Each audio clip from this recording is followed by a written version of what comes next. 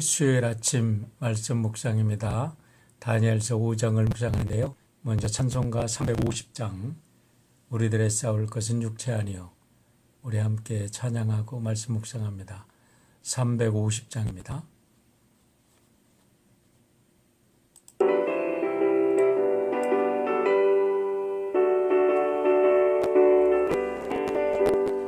우리들의 싸울 것은 육체 아니요.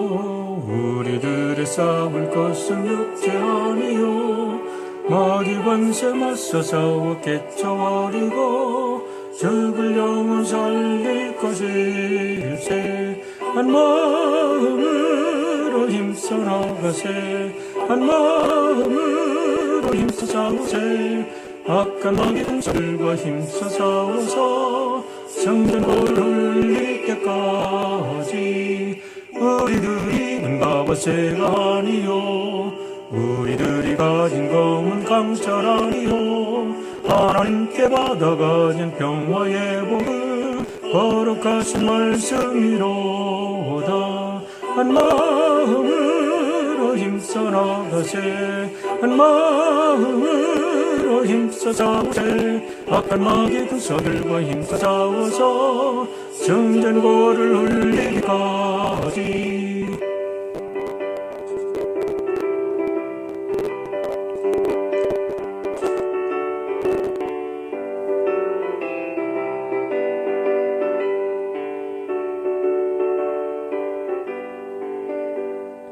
악한 마귀 죄 아무리 강할지라도 우리들의 대장 예수 앞서가시니 주저 말고 용감하게 힘써 싸우세.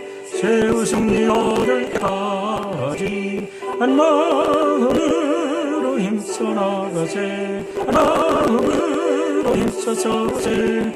악한 마귀 군사들과 힘써 싸워서 성전골을 울릴 때까지. 죄악정에 빠진 사람 죄를 뉘우쳐 십자가에 달린 예수 믿기만 하면 위대한 데 빠진 영혼 구원 얻어서 전국 백성될 것이니세. 한 마음으로 힘써 나가세. 한 마음으로 힘써 싸우세. 악한 마귀 군사들과 힘써 싸워서 성전골을 울리기까지.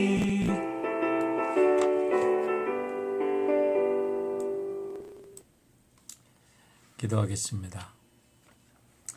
아버지 하나님, 오늘도 우리가 악한 마귀들과 영적인 싸움을 하고 있음을 고백합니다.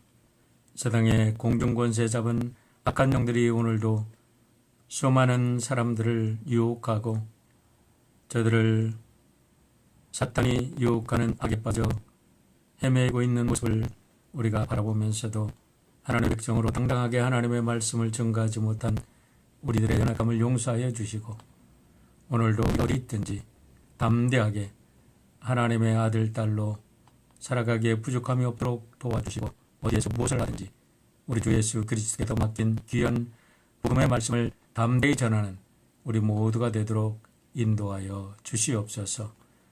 세월이 어렵고 힘들다고 우리의 사명을 잊지 않고 세상에 빠져 허우적대지 않게 도와주시고 오늘 우리들에게 맡긴 복음 전도의 사명을 온전히 감당하는 우리 모든 드림의 가족들 되도록 역사하여 주시옵소서. 감사드리며 예수님의 이름으로 기도하옵나이다.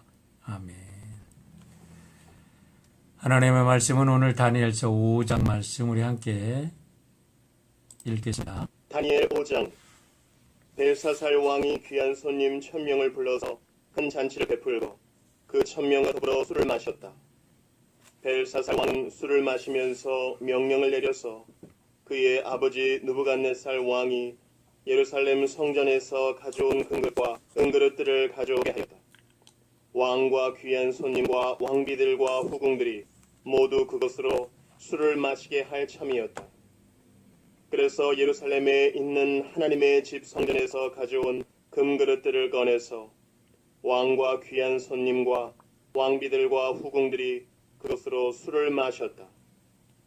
그들은 술을 마시고서 금과 은과 동과 철과 나무와 돌로 만든 신들을 찬양하였다. 그런데 바로 그때에 갑자기 사람의 손이 나타나더니 촛대 앞에 있는 왕궁 석고벽 위에다가 글을 쓰기 시작하였다. 왕은 그 손가락이 글을 쓰는 것을 보고 있었다. 그러다가 왕의 얼굴빛이 창백해지더니 공포에 사로잡혀서 넓적다리에 힘을 잃고 무릎을 서로 부딪히며 떨었다.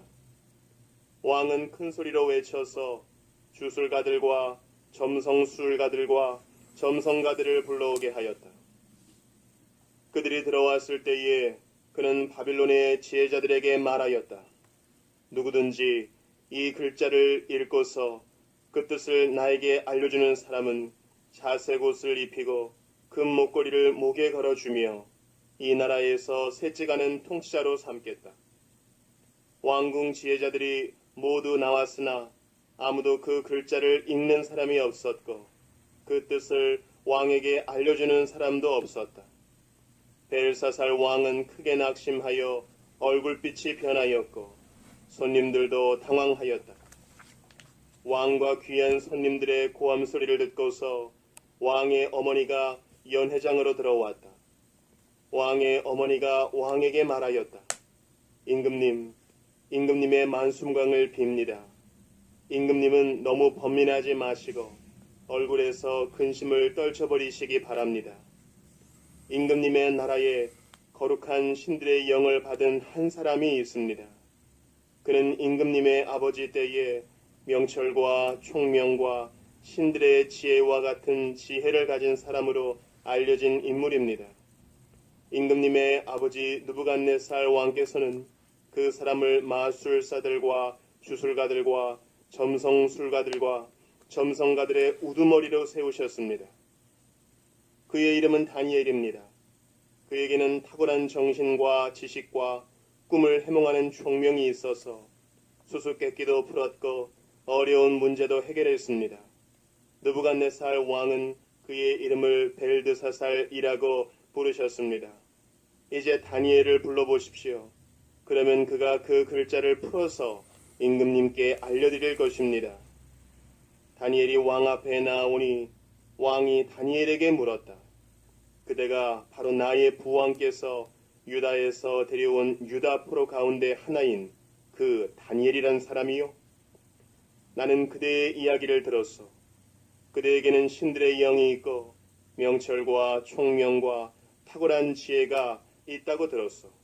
내가 지혜자들과 주술가들을 이리로 불러와서 이 글자를 읽고서 내 앞에서 그 뜻을 알아내라고 하였으나 그들이 이 글자의 뜻을 나에게 풀이하여 주지 못하였소. 그러나 나는 그대가 글자를 해석할 수 있고 어려운 문제도 풀 수 있다고 들었소. 지금 그대가 이 글자를 읽고 나에게 뜻을 풀이하여 주면 그대에게 자색 옷을 입히고 목에 금 목걸이를 걸어주고 이 나라에서 셋째가는 통치자로 삼겠소. 다니엘이 왕 앞에서 아뢰었다. 임금님이 주시겠다는 선물은 거두시고 임금님이 내리실 상급은 다른 사람에게 주시기 바랍니다. 그럴지라도 저는 이 글자를 읽고서 그 뜻을 풀이하여 임금님께 알려드리겠습니다. 임금님, 가장 높으신 하나님이 임금님의 아버지 느부갓네살 왕께 나라와 큰 권세와 영광과 위엄을 주셨습니다. 하나님이 그에게 큰 권세를 주셨으므로 민족과 언어가 다른 뭇 백성들이 그 앞에서 떨면서 무서워하였으며 부친께서는 마음대로 사람을 죽이기도 하고 마음대로 사람을 살리기도 하고 마음대로 사람을 높이기도 하고 마음대로 사람을 낮추기도 하셨습니다. 그러나 부친께서 마음이 높아지고 생각이 거만해지셔서 교만하게 행동을 하시다가 왕위에서 쫓겨나셔서 명예를 잃으신 일이 있었습니다. 사람 사는 세상에서 쫓겨나시더니 그의 마음은 들 짐승처럼 되셨고 들나귀와 함께 사셨으며 소처럼 풀을 뜯으셨고 몸은 하늘에서 내리는 이슬로 젖으셨습니다. 그때야 비로소 부친께서는 가장 높으신 하나님이 인간의 나라를 다스리시고 하나님의 뜻에 맞는 사람을 그 자리에 세우시는 줄을 깨닫게 되셨습니다. 느부갓네살의 아드님이신 벨사살 임금님은 이 모든 일을 아시면서도 마음을 겸손하게 낮추지 않으시고 하늘의 임금님이시요 주님이신 분을 거역하시고 스스로를 높이시며 하나님의 성전에 있던 그릇들을 가져오게 하셔서 임금님과 귀한 손님과 왕비들과 후궁들이 그것으로 술을 마시게 하셨습니다. 그리고 임금님은 보거나 듣거나 알지도 못하는 금과 은과 동과 쇠와 나무와 돌로 만든 신들은 찬양하시면서도 임금님의 호흡과 모든 길을 주장하시는 하나님께는 영광을 돌리지 않으셨습니다. 그러므로 하나님이 손을 보내셔서 이 글자를 쓰게 하신 것입니다. 기록된 글자는 바로 메네 데겔과 바르신입니다. 그 글자를 해석하면 이러합니다. 메네는 하나님이 이미 임금님의 나라와 시대를 계산하셔서 그것이 끝나게 하셨다는 것이고, 데겔은 임금님이 저울에 달리셨는데 무게가 부족함이 드러났다는 것이고, 바르신은 임금님의 왕국이 둘로 나뉘어서 메대와 페르시아 사람에게 넘어갔다는 뜻입니다. 벨사살이 곧 명령을 내려서 다니엘에게 자색 옷을 입히고 그의 목에 금 목걸이를 걸어주었으며 그를 그 나라에서 셋째가는 통치자로 삼았다. 바로 그날 밤에 바빌로니아의 벨사살 왕은 살해되었고 메대 사람 다리우스가 그 나라를 차지하였다. 다리우스의 나이는 62살이었다. 네, 오늘 본문을 묵상하면 정말 다니엘이 어떤 사람인가를 분명히 알 수 있는 우리 내용이 나옵니다. 다니엘서의 진짜 메시지는 다니엘의 세 친구가 불풀무 속에 들어갔다가 살아난 것도 아니고 다니엘이 사자굴에 던졌다가 살아난 기적도 아닙니다. 다니엘서가 우리에게 전해주는 진정한 메시지는 어떤 권력자 앞에서도 하나님의 살아계심과 통치하심을 믿고 하나님의 말씀을 담대히 증거하라는 것이고, 그것은 바로 우주 만물을 다스리는 분은 바로 하나님, 역사의 주인은 하나님이시기 때문이라는 것입니다. 오늘 성경의 본문을 읽으면서 우리는 다음과 같은 질문을 해보면 참 유익하리라고 생각합니다. 왜 하나님은 다니엘에게만 그렇게 신비한 꿈을 해석하는 능력을 주셨을까 하는 질문입니다. 이 질문을 던지는 이유는 너나 할 것 없이 우리 모두는 나에게도 그런 능력을 주신다면 나도 그렇게 훌륭한 영적인 인물이 될 텐데 라고 생각을 하고 있기 때문에 그렇습니다. 우리는 그러한 욕심을 거룩한 욕망이라고 부를 수도 있을 것입니다. 하지만 중요한 사실은 우리가 그러한 욕심을 갖기 전에 먼저 체크해야 될 것은 나는 진정 누구인가? 나는 진정 어떤 상황에도 불구하고 다니엘처럼 그런 성품과 인품을 가지고 하나님을 증거할 수 있는가? 라는 것을 먼저 물어야 할 것입니다. 예를 들어 사도행전 8장에 보면 시몬이라는 마술사가 나오는데 그는 마술을 통해서 엄청난 부와 권력을 쌓았던 사람입니다. 그런데 그 사람이 빌립의 사역을 통해서 나타나는 놀라운 주님의 역사를 보자 그는 한눈에 빌립 안에서 역사하는 신은 자기가 모시고 있는 신과는 비교가 안 된다는 것을 알고 그도 빌립의 말씀을 따라서 예수님을 영접하고 믿고 빌립을 따라다니기 시작합니다. 사도행전 8장 13절에 이렇게 말합니다. 시몬도 믿고 세례를 받은 후에 전심으로 빌립을 따라다니며 그 나타나는 표적과 큰 능력을 보고 놀라니라 라고 말했습니다. 여러분, 여기서 우리가 좀 꼭 짚고 넘어갈 게 있습니다. 시몬이 뭐를 믿었을까요? 누구의 이름으로 세례를 받았을까요? 시몬 나름대로는 예수님을 믿고 예수님의 이름으로 세례를 받고 빌립을 따라다녔다는 거예요. 그러나 그는 진실한 그리스도인이 되지 못하고 그저 빌립을 통해서 나타나는 표적과 능력만 보고 나도 그랬으면 하고 따라다녔다는 겁니다. 그 후에 예루살렘에서 내려온 베드로와 요한을 보고서 그들이 안수하는 사람마다 성령 받게 되는 것을 보고서 이제는 놀라는 정도가 아니라 까무라칠 정도가 됩니다. 그래서 시몬이 이렇게 요청을 합니다. 사도행전 8장 18절로 19절입니다.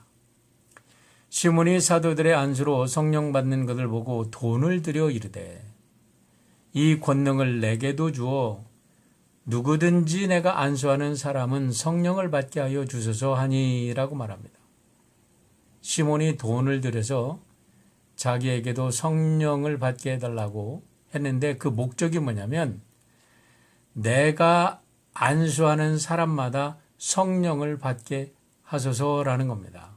언뜻 보면 굉장히 좋은 뜻 같지만 결국은 내가 안수하는 사람들이 성령을 받는 거룩한 역사가 일어나서 내가 이렇게 위대한 사람이라는 것을 좀 드러내고 싶다라는 그런 욕망으로 하나님의 선물인 성령을 돈 주고 살려고 했다라는 거죠. 그의 본심을 아는 베드로가 내가 하나님의 선물을 돈을 주고 살려고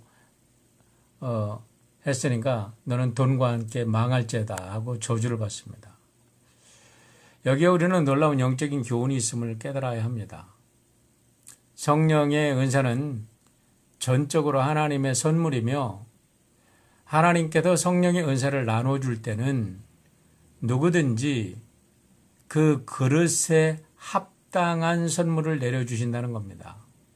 다시 말하면 우리 각자 성령의 은사들을 다 갖게 되는데 우리의 성품과 인품이 성령의 많은 은사들을 받을 수 있는 그릇들로 변하면 변할수록 하나님께서는 채워주시기에 조금도 거리낌 없이 많은 것을 채워주십니다. 그런데 우리가 그런 성령에 대한 은사를 욕심만 내고 내 영광을 위해서, 하나님의 영광을 위해서가 아니라 나의 영광을 위해서 원한다 그러면 하나님은 아무것도 주지 않을 것입니다. 시몬처럼 자기의 영광을 위해서 성령의 은사를 구하는 사람들이 얼마나 많은지 모릅니다. 이러한 잘못된 인간의 욕망을 아주 재미있게 표현한 영화가 있죠. 여러분에게 소개해드린 적이 있는데 바로 아마데우스라는 영화입니다. 그 영화의 주인공은 살리에르라는 오스트리아 빈의 궁정 악장인데 그는 갖은 영화를 다 누렸습니다. 그가 궁정 악장으로 있는 동안에는 늘 하나님을 찬양했어요. 그는 하나님께서 자기를 진실로 축복하시는 줄 믿고 정말로 하나님을 찬양했습니다. 언제까지요? 모차르트라는 천재가 그의 눈앞에 나타나기 전까지입니다. 그는 모차르트가 나타나기 전까지는 자신이 정말로 하나님을 찬양하는 줄 알았습니다. 자신이 정말로 하나님을 사랑하는 줄 알았습니다. 그런데 모차르트라는 정말 자기가 뛰어넘을 수 없는 천재를 만나고 나서부터는 그가 시기심에 불타서 급기야는 십자가를 화롯불 속에 던지면서 하나님을 향하여 소리칩니다. 이제 나는 당신의 적이다. 나는 당신의 지은 피조물을 반드시 내 손으로 죽이고 말겠다 하면서 울분을 토하면서 십자가를 불에 태우고 그때서부터 모략을 써서 모차르트를 죽이고 결국 자기 자신은 미치광이가 되고 마는 것입니다. 인간의 마음속에 들어있는 교만과 시기심이 얼마나 무서운가를 이 영화처럼 잘 그려낸 영화는 아마 없을 것입니다. 이 영화는 우리 모두에게 도전을 합니다. 살리에르는 바로 당신이야 라고 말입니다. 오늘 제가 왜 다니엘서 5장을 묵상하는데 이 엉뚱한 이야기를 드리는지 여러분 이해하셨으면 좋겠습니다. 그 이유는 여러분과 제가 그리고 오늘 우리의 자녀들이 정말로 이 시대에 다니엘과 같은 인물이 되기를 바라기 때문에 그렇습니다. 하지만 우리가 분명히 알아야 될 것은 어떠한 위대한 일을 해서 위대한 인물이 되는 게 아니라 위대한 성품과 인품을 가진 자들이 먼저 되어야 한다는 겁니다. 그렇게 되면 여러분 우리는 오늘 이 시간에도 아주 사소한 일을 통해서도 위대한 일을 감당할 수 있는 것이고 우리가 행하는 평범한 일이 정말 위대한 일이 되는 것을 알아야 합니다. 본문으로 돌아갑니다.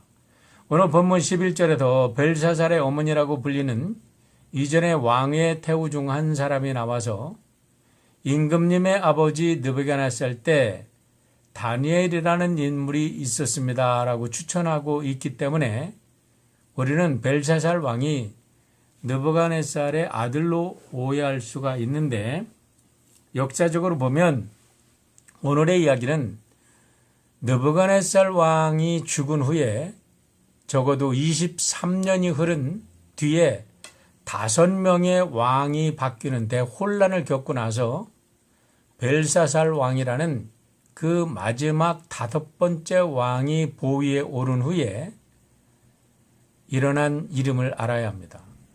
이 사람은 오늘 우리가 마지막 구절에도 읽었듯이 바벨론의 마지막 왕입니다. 어느 나라든 어느 집단이든 위대한 리더의 뒤를 잇는다는 것은 결코 쉬운 일이 아닙니다. 왜냐하면 사람들은 언제나 그 위대한 인물을 그리워하는 경향을 가지고 있기 때문에 큰 인물의 뒤를 잇는다는 것은 어지간한 실력을 갖추지 못하면 작은 공동체든 큰 공동체이든 혼란 속에 빠질 수밖에 없는 것이 인간 집단의 속성입니다. 어제 말씀드린 대로 느부갓네살 2세는 바벨론 최고의 전성기를 누렸던 위대한 왕이었습니다. 그런데 그 뒤를 이은 왕들은 그만한 인물이 없었기 때문에 23년 동안 5명의 왕이 바뀌는 아주 대혼란의 시기를 거치다가 마지막으로 5번째 벨사살 왕이 오르게 되는데 오늘 보듯이 그를 끝으로 바벨론은 종말을 구하게 된 것입니다. 오늘은 바로 이 바벨론의 마지막 왕의 이야기로서 다니엘서 4장과 5장 사이에는 적어도 4명의 왕이 지나고 5번째 왕이 오른 것이고 시간적으로 보면 23년이라는 세월의 격차가 있음을 이해하고 오늘 본문을 읽어야 합니다. 1절과 4절의 이야기를 읽어보면 1절부터 4절의 이야기를 읽어보면 한 나라가 망하는 전형적인 징조가 나타나고 있습니다. 그것은 바로 통치자가 절대 권력에 취해서 놀고 먹고 마시고 교만 속에 빠져서 자신의 본분을 잃어가고 있는 모습을 잘 보여주고 있기 때문에 그렇습니다. 그 증거가 무엇입니까? 그 증거는 왕이 베푸는 잔치의 규모와 그 잔치 자리에서 행해지는 행태를 보면 알 수가 있습니다. 귀한 손님 1,000명의 손님을 모셨다고 하는데 아마도 바벨론의 모든 속국에서 온 왕들과 그 대신들의 무리가 아닌가 생각을 합니다. 그리고 거기에서 그는 예루살렘 성전에서 뺏어온 거룩한 기물들을 자신의 영광을 찬양하기 위한 상징으로 술잔으로 사용합니다. 여러분 느부갓네살 왕 때 바벨론 전역에 조서를 내려서 하나님을 섬기라고 했던 태도와는 너무나 다른 교만의 극치가 아닐 수가 없습니다.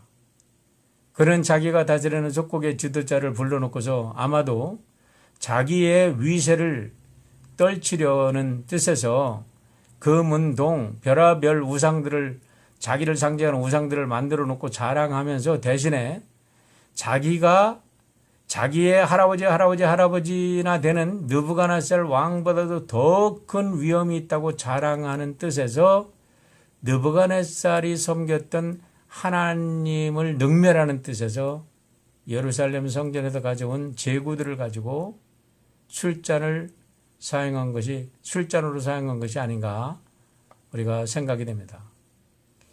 교만의 극치지요. 그런데 이게 웬일입니까?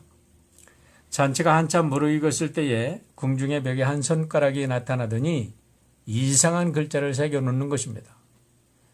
왕이 얼마나 혼비백산을 했는지 그때 왕의 모습을 6절은 이렇게 기록하고 있습니다. 그러다가 왕의 얼굴빛이 창박해지더니 공포에 사로잡혀서 넓적다리의 힘을 잃고 무릎을 서로 부딪히며 떨었다. 아주 초주검이 되고 만 것이지요. 사랑하는 성도 여러분, 이것은 남의 이야기가 아닙니다. 누구든지 하나님 앞에서 교만을 떨다가는 반드시 이렇게 되고 만다는 만고의 진리를 전하고 있습니다. 떨리는 가슴을 쓸어내려고 벨사살 왕이 바벨론의 모든 박사들을 불러서 그 글자의 뜻을 풀어보라고 명령을 내리지만은 아무도 읽지도 못하고 해석도 못합니다. 그러자 결국 10절과 11절에 보면 느부갓네살 때의 일을 기억하고 있는 왕의 어머니라고 하는데 이거는 벨사살의 바로 어머니가 아니라 어떤 태우 중에 한 사람이라고 우리가 분명히 알 수가 있습니다. 이 사람이 나타나서 느부갓네살 왕 때 있었던 일을 자세하게 설명하면서 이제 그때에 정말 모든 것을 잘 풀었던 다니엘인 사람이 있습니다라고 추천합니다. 그를 데려다가 아마 이 글자를 해석하면 분명히 해석할 겁니다라고 얘기를 하는데요. 여기서 벨사살 왕이 다니엘을 모르고 있었던 것을 보면 그 5명의 왕이 바뀌는 동안에 수많은 정치적인 암투 속에서 포로 출신인 다니엘은 실세에서 밀려나 한적한 곳에 한직에 물러나 있든지 아니면 포로 출신이라고 자격을 박탈한 후에 포로민의 한 사람으로 이렇게 살고 있었는지 모르겠습니다. 중요한 것은 벨사살 왕 앞으로 불려나간 다니엘의 모습은 그 오랜 세월 동안 조용히 지냈음에도 불구하고 다니엘 왕 앞에 서 있었던 다니엘보다도 더 담대한 영적인 모습을 드러내면서 조금도 두려움 없이 그 글자를 해석해 냅니다. 그 글자는 메네 데겔 우바르신입니다 라고 해석을 합니다. 메네는 그가 세워서 끝나게 한다. 메네 세어보고 또 세어봐도 이 말이에요. 데겔은 너는 저울질을 해보니까 도저히 너는 인물이 아니야. 인물감이 아니야. 너는 너무 가벼워. 하나님의 저울에 달아보니까 너무나 가벼운 녀석이 건방을 떨어. 이 말이죠. 우바르신인데 히브리 음력으로 베레스의 복수를 페레스라고 하는데 여기에 연결사 우가 들어서 우바르신이라고 합니다. 우리 새 번역에서는 과로 번역이 됐어요. 그러고서 메네 데겔과 바르신 이렇게 번역을 했는데 연결사를 엔드로 이렇게 번역을 한 거죠.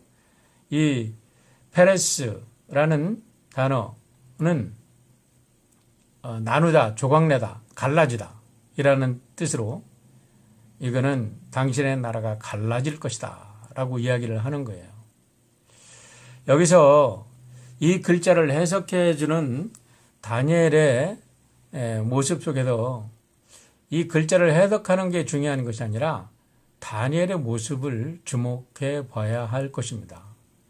다니엘이 지금 벨사살 왕 앞에서 지금 이 글자를 해석하고 있는 다니엘은 이스라엘의 포로도 아니고 바벨론에서 길러낸 한 정치인도 아니고 바벨론의 황실에 녹을 먹고 자라난 박사도 아니라 지금 전 우주를 다스리고 있는 하나님의 대사로서 그가 하나님의 말씀을 전하고 있다는 것입니다.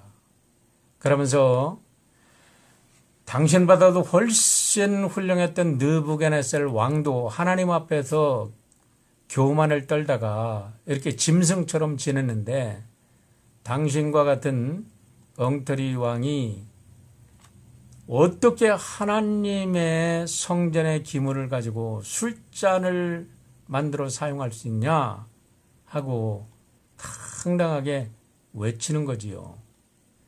22절과 23절의 말씀을 보세요. 벨사살이여 왕은 느부갓네살의 아들이 되어서 느부갓네살의 후예가 되어서 이 말이죠. 이것을 다 알고도 아직도 마음을 늦추지 아니하고 도리어 자신을 하늘의 주제보다 높이며 그의 성전 그릇을 왕 앞으로 가져다가 왕과 귀족들과 왕후들과 후궁들이 다 그것으로 술을 마시고 이 음탕한 것들이 술을 다 마시고 이 말이잖아요. 왕이 또 보지도 듣지도 알지도 못하는 금, 구리, 쇠와 나무, 돌로 만든 신상들을 찬양하고 도리어 왕의 호흡을 주장하시고 왕의 모든 길을 작정하시는 하나님께는 영광을 돌리지 아니한지라. 이러므로 그의 앞에서 이 손가락이 나와도 이 글을 기록하였나이다 하면서 탐대하게 하나님의 심판을 전하는 것입니다. 얼마나 당당한 모습입니까? 무소불위의 권력을 휘두르는 황제 앞에서 그의 우상, 자기를 우상화하는 그의 모습을 무섭게 책망하고 있는 것입니다. 놀랍게도 다니엘의 예언은 그날 밤에 당장에 이루어져서 벨사살 왕은 사살이 되고 결국 바벨론은 종말을 구하고 메대 사람 다리오가 나라를 차지했다고 오늘 성경은 이야기합니다. 다니엘의 모습 속에서 우리는 진실로 오늘 우리들의 모습을 봐야 되리라고 생각합니다. 이 코로나 바이러스로 인해서 혼란한 이 시대에 하나님께서 정말 하나님의 아들, 딸 된 우리들에게 요구하는 것은 무엇이겠습니까? 하나님은 천하 만물을 다스리는 우주의 왕 중의 왕이십니다. 우주의 주인이십니다. 그분의 아들, 딸들이라면 우리가 어디에서 무엇을 하든지 누구에게도 주눅을 들지 말고 당당하게 하나님이 온 세상의 주인인 것을 담대하게 외쳐야 될 때가 아닌가 생각을 합니다. 오늘도 여러분의 삶을 통해서 우주 만물을 다스리는 하나님의 통치권이 온 세상에 증거되는 복된 하루가 되시기를 주의 이름으로 축원합니다. 기도하겠습니다. 아버지 하나님, 오늘 좋은 날 주셨습니다. 다니엘처럼 오늘 우리도 세상의 권력 앞에, 세상의 악의 세력 앞에, 죽음의 공포 앞에 떨지 않게 도와주시고 어디에서 무엇을 하든지 당당하게 하나님의 생명의 말씀, 하나님의 영원한 영생의 말씀을 담대히 증거하는 하나님의 귀한 아들, 딸들 되도록 축복하여 주시옵소서. 예수님의 이름으로 기도하옵나이다.